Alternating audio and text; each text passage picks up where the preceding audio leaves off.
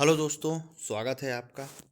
आज हम पढ़ने वाले हैं सैयद वंश के बारे में। जी हाँ दोस्तों, सैयद वंश सल्तनत काल में जो है चतुर्थ वंश है। इसके पहले जो है हमने पढ़ा है गुलाम वंश, ठीक है, तुगलक वंश और सैयद वंश, चतुर्वंश है। अब यहाँ पे चतुर्थ कैसे हुआ, तो यहाँ बीच में एक खिलजी वंश भी आता है जिसे अभी हमने जो है स्किप करके रखा है। अगले वीडियो में जो है आपको खिलजी वंश के बारे में भी जानकारी आपको मिलेगी, ठीक है। अब यहाँ ये इसलिए लिखने का एक पर्पस ये भी है कि जो इसका क्रम है ये आपको क्रम भी याद रखना है, ये क्रम पूछा जाता है, ठीक है। बहुत महत्वपूर्ण है सैयद वंश। इसमें कुछ क्वेश्चन ऐसे हैं जो बहुत ही महत्वपूर्ण हैं और प्रश्नों में जो है एग्ज़ाम में अक्सर जो है पूछे जाते हैं, ठीक है। इस परिप्रेक्ष्य में बहुत ही महत्वपूर्ण है। तो सबसे पहले तो आप याद रखिएगा कि इनका जो क्रम है वो कौन कौन सा है। तो गुलाम वंश, खिलजी वंश, तुगलक वंश, सैयद वंश और फिर आखिरी में आता है लोधी वंश। अगर लोधी वंश को हटा दिया जाए, यहाँ से लोधी वंश हटा दिया जाए, तो ये क्रम आपको अच्छी तरह से आपको याद रखना है, ठीक है। क्योंकि इनमें जो है इसका क्रम अगर आपको याद है, प्रश्न पूछे जाते हैं, ये क्रम ही पूछा जाता है, तो क्रम आपको अच्छी तरह से याद रखना है, ठीक है। तो चलिए दोस्तों, हम शुरू करते हैं लोधी वंश, ठीक है। जो चैनल में पहली बार जुड़ रहा है और चैनल सब्सक्राइब नहीं किया है वो चैनल को सब्सक्राइब करें और बेल आइकन को प्रेस करें, जिससे मेरे द्वारा बनाए जा रहे वीडियो का अपडेशन आपके पास पहुंचता रहे, ठीक है। समय पर जैसे वीडियो अपलोड हो तो सब अपडेशन आपके पास पहुंच जाए, ठीक है।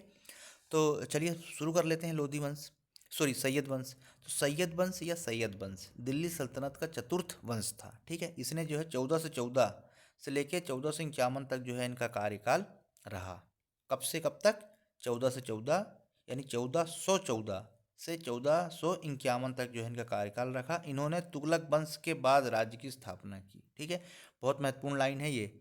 इन्होंने तुगलक वंश के बाद राज्य की स्थापना की, यानी जब कभी क्रम जमाने को आएगा तो आपको याद रहेगा कि सैयद वंश हमेशा तुगलक वंश के बाद ही आया है, यानी ये ऐसा होगा, टीएस होगा। यहाँ के कर दो तो खिलजी, यहाँ पे जी कर दो तो गुलाम। GKTS ये इसका शॉर्ट फॉर्म है, आप याद रख सकते हैं। इसी फॉर्मेट में जो है आपको आएगा, ठीक है। तो आप इसको जो है कर पाएंगे, ठीक है। अब बात आती है सैयद वंश की स्थापना की। तो सैयद वंश की स्थापना खिज्र खां ने किया है। किसने किया है? खिज्र खां ने सैयद वंश की स्थापना की, ठीक है। इसके बाद सैयद वंश स्वयं को क्या है? पैगंबर मोहम्मद का वंशज मानते हैं, ठीक है। कौन मानता है? पैगंबर मोहम्मद का वंशज सैयद वंश। अब प्रश्न बनता है कि सैयद वंश की स्थापना किसने की? तो बता ही देंगे खिज्र खां। लेकिन कौन सा सल्तनत काल का कौन सा वंश जो है अपने आप को पैगंबर मोहम्मद का वंशज मानता है? तो वो है सैयद वंश। इस चीज़ को विशेष तौर पे याद रखिएगा, ठीक है। क्रम के साथ साथ इस चीज़ को विशेष तौर पे याद रखिएगा।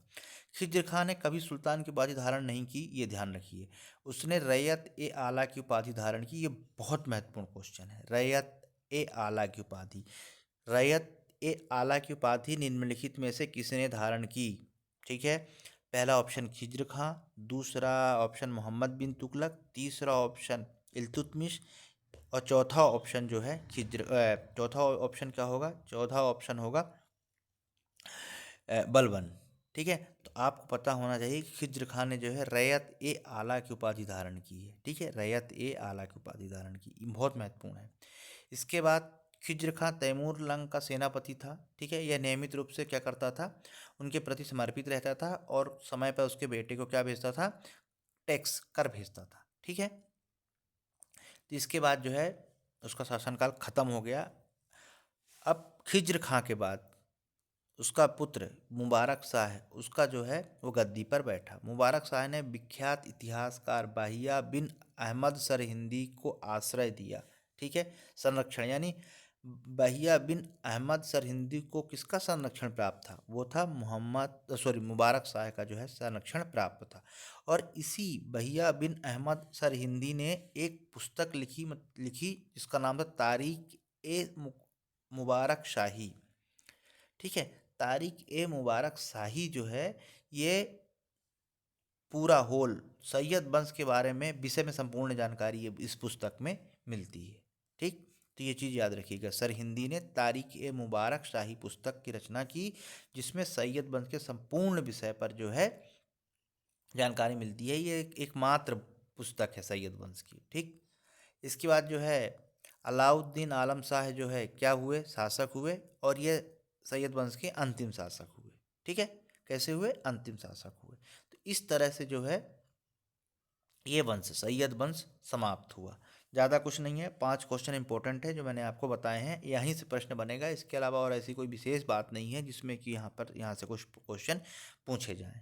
ठीक है, चलिए दोस्तों आगे देख लेते हैं। अगला जो है वंश है वो है लोधी वंश। 1451 से लेकर 1526 तक जो है इस वंश ने राज्य किया। ठीक है, तो चलिए हम देखते हैं। तो लोधी वंश की स्थापना जो है सैयद वंश के अंतिम शासक अलाउद्दीन आलम शाह द्वारा राज्य त्यागने के पश्चात बहलोल लोधी ने की। कहने का मतलब ये है, जब सैयद वंश के जो अंतिम शासक थे अलाउद्दीन आलम शाह धीरे धीरे कमज़ोर पड़े और इन्होंने क्या किया, कब्जा किया, और बहलोल लोधी ने क्या है, स्थापना कर दी किसकी, लोधी वंश की।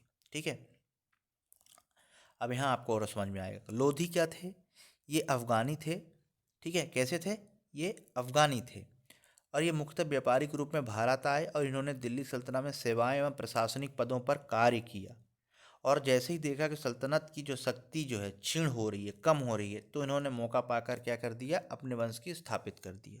ठीक है, ठीक, और स्थापित किया। और बहलोल लोधी जो पहले थे, जिन्होंने जो है पहले अफगानी था जिन्होंने लोधी वंश की स्थापना की। ठीक है, तो क्लियर हुआ कि लोधी कौन थे। इसके बाद जो है अब लोधी वंश के बारे में थोड़ी जानकारी लेते हैं। तो बहलोल लोधी राज दरबार के सिंहासन में न बैठकर किसके बीच बैठता था, दरबारियों के बीच बैठता था। लोधी वंश ने ही बहलोल लोधी ने ही जो है बहलोल लोधी ने ही लोधी वंश की स्थापना की। बहलोल लोधी ने ग्वालियर के शासक मान सिंह को हराया और वहीं से लौटते समय उसकी मृत्यु हो गई। अब यहाँ प्रश्न बनता है कि किस लोधी वंश के किस शासक ने ग्वालियर के राजा मान सिंह को पराजित किया, तो वो है बहलोल लोधी। इस चीज़ को जो है आप अच्छी तरह से याद रखिएगा।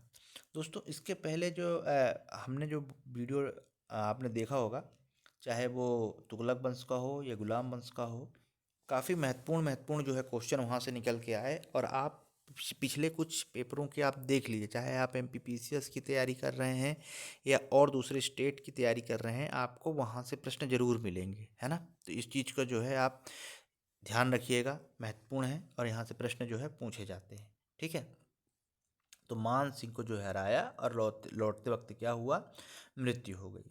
ठीक है, इसके बाद जो है सिकंदर लोधी जो है बहलोल लोधी का जो है उत्तराधिकारी था और इसका नाम जो है निज़ाम खां था, सिकंदर लोधी का। ठीक है, सिकंदर लोधी ने भूमि मापन हेतु गज ए सिकंदरी पैमाना बनाया। क्या बनाया, गज ए सिकंदरी पैमाना बनाया। सिकंदर लोधी नाम था और गज ए सिकंदरी पैमाना बनाया भूमि मापन के लिए। जिसको आप याद रख सकते हैं। ठीक है, भूमि मापन के लिए गज ए सिकंदरी किससे संबंधित है, तो भूमि मापन से। अब जैसे आप कैसे याद रखेंगे, तो मैंने पिछली वीडियो में बताया था कि आपको कोई अगर इस टाइप की चीज़ें याद रखने के लिए आपको उस चीज़ को कहीं ना कहीं जो है आपको किसी न किसी से कनेक्ट करना पड़ेगा। अगर कनेक्ट नहीं करेंगे तो वो चीज़ 100% स्किप हो जाएगी। ठीक है, तो मान लीजिए आपने नहीं पढ़ा और आपको ये क्वेश्चन आ गया कि गज ए सिकंदरी पैमाना किस चीज़ के लिए है या गज ए सिकंदरी है, तो आप बता सकते हैं गज। अपन किसी चीज़ ज़मीन में कैसे नापते हैं, इतने गज की ज़मीन है या इतना है, तो भूमि मापन के लिए आप ऐसे अंदाज़ा लगा सकते हैं। ये एक प्रकार का इस टाइप की चीज़ें भी जो है आप प्री में ऑब्जेक्टिव क्वेश्चन में इस टाइप की चीज़ें भी अंदाज़ा लगा के भी ऑप्शन को सही किया जा सकता है। अगर ना पता हो तो इस चीज़ का भी जो है आप फ़ायदा उठा सकते हैं। चलिए आगे देख लेते हैं। सिकंदर लोधी ने 1504 में आगरा नगर की स्थापना की और 1506 में आगरा को राजधानी बनाया। ठीक है, अब यहाँ 2 प्रश्न बनते हैं। तो जो आज का हमारा आगरा है, जहाँ ताजमहल स्थित है, उसको जो है सिकंदर लोधी ने ही बसाया है 1504 में और उसको अपनी राजधानी भी बनाया है। प्रश्न पूछा जाता है ये किस शासक ने, लोधी में से किस शासक ने आगरा को अपनी राजधानी बनाई थी, तो वो है सिकंदर लोधी। कौन है, सिकंदर लोधी ने जो है आगरा को शहर को बसाया और 1506 में, 1504 में बसाया और 1506 में जो है अपनी राजधानी बनाई। ठीक है, वह गुलरुखी के उपनाम से फारसी में कविताएं लिखता था। गुलरुखी के उपनाम से फारसी में कविताएं लिखता था। ठीक है, चलिए आगे देखते हैं।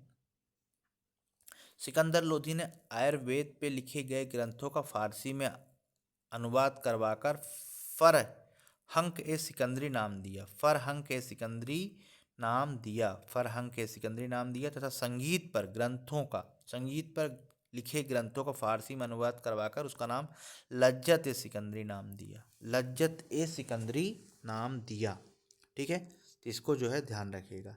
सिकंदर लोधी ने कुतुब मीनार की मरम्मत करवाई। ठीक है, जब मैंने आपको आप पिछला वीडियो देखिए देखेंगे, गुलाम वंश का जो दूसरा वीडियो था उसमें, सॉरी पहला वीडियो था जिसमें इल्तुतमिश के बारे में बताया था मैंने, आप उसमें देखेंगे कि कुतुब मीनार के बारे में संपूर्ण जानकारी है उसमें कि किसने स्टार्ट किया, किसने, किस शासक ने, किस वंश के किस शासक ने कितनी मंजिलें बनवाई, किसने मरम्मत करवाई। ठीक है, तो उस पर हम बात नहीं करेंगे। आप उर्जित जैसे अकेडमी में जाकर गुलाम वंश का पहला वीडियो जो है, मैं आपको प्ले स्टोर बता देता हूँ, जो प्ले लिस्ट है उसमें हिस्ट्री में आप जाकर जो है आप गुलाम वंश का पहला वीडियो आप देखेंगे, उसमें कंप्लीट है।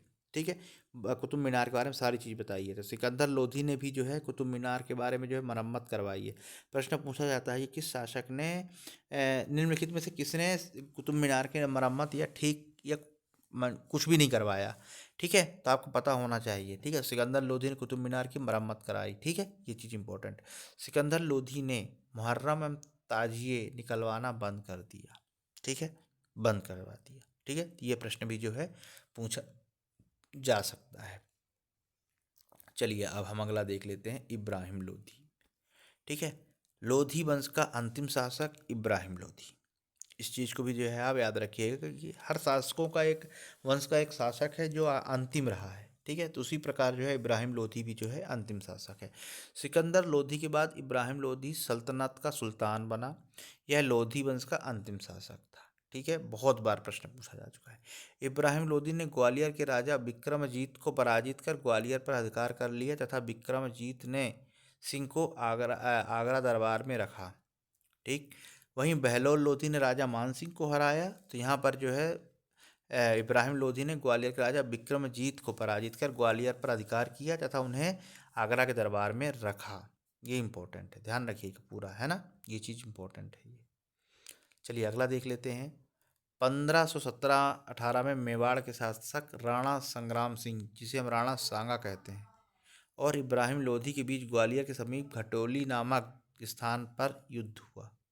इस युद्ध में राणा संग्राम सिंह या राणा सांगा की जो है विजयी हुई। ठीक है, तो इस चीज़ को जो है आप याद रखिएगा। चलिए आगे देख लेते हैं, पानीपत का पहला युद्ध। अब ये हम क्यों लेके आए, क्योंकि हम इब्राहिम लोधी पढ़ रहे हैं। ठीक है, ये बाबर जो है मुगल वंश के हैं, मुगल वंश भी पढ़ेंगे, पर क्योंकि हम पढ़ रहे हैं लोधी वंश, तो यहाँ पर बताना जरूरी है कि पानीपत का पहला युद्ध 21 अप्रैल 1526 में हुआ और यहीं से लोधी वंश समाप्त हुआ। ठीक है, इस युद्ध में बाबर विजयी हुआ और इब्राहिम लोधी बुरी तरह से हारा। ठीक है, इब्राहिम लोधी युद्ध में मारा गया। इब्राहिम लोधी दिल्ली का प्रथम सुल्तान था जो युद्ध भूमि में जो है मारा गया। ठीक है, और यहाँ से जो है मुगल काल की शुरुआत होती है। ठीक, तो ये जो है चैप्टर यहाँ पर जो है ये समाप्त होता है। ठीक है, इब्राहिम लोधी दिल्ली सल्तनत का अंतिम सुल्तान था। ठीक है, कैफा था, अंतिम सुल्तान था, और मुगल वंश जो है यहाँ से इस शुरू हो गया। ठीक, तो सैयद वंश, लोधी वंश अभी हमने अच्छी तरह से पढ़ा। एक बार मैं फिर आपको क्रम बता देता हूँ। गुलाम वंश, खिलजी वंश, तुगलक वंश, सैयद वंश और लोधी वंश, ये इनका क्रम है। ये क्रम जो है इसी क्रम के तहत हमने पढ़ा अभी तक, और ये वंश जो है अभी हमने नहीं देखा है। इसको अगला वीडियो जो है हम खिलजी वंश पे जो है हम देख लेंगे। ठीक है, इसके बाद जो है दोस्तों थोड़ा सा मैं आपको बता देता हूँ कि और कौन कौन से वीडियो जो है भविष्य में आने वाले हैं। इसके बाद ये हो गया पूरा। इसके बाद दोस्तों वीडियो आएगा जैन धर्म के ऊपर। ठीक है, बौद्ध धर्म के ऊपर, क्योंकि MPPCS का हाल ही में सिलेबस जो है चेंज हुआ है, बदलाव हुआ है, उसी के तहत थोड़ा सा हम भी अपने आप को बदलेंगे।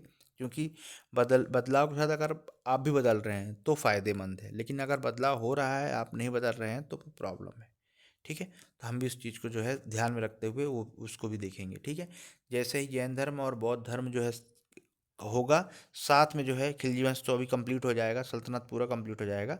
इसके बाद जो है मुगल वंश लेंगे हम। ठीक है, मुगल वंश के अलावा जो है हम सीधे हम कुछ जो मॉडर्न हिस्ट्री है, ठीक है, हम उसके ऊपर भी जो है थोड़ा सा हम तेज़ी से जो है हम आगे उस पर देखेंगे। चलिए दोस्तों, पढ़ते रहिए, और जो भी अगर आपको डाउट लगे तो आप मुझे कमेंट्स बॉक्स में ज़रूर दें, ठीक है। तो वीडियो को जो है लाइक करें, अपनी प्रतिक्रियाएँ कमेंट्स बॉक्स में दें, ठीक है। चैनल को सब्सक्राइब करें, ठीक है, और ज़्यादा से ज़्यादा वीडियो को शेयर करें। पढ़ते रहिए। नमस्कार।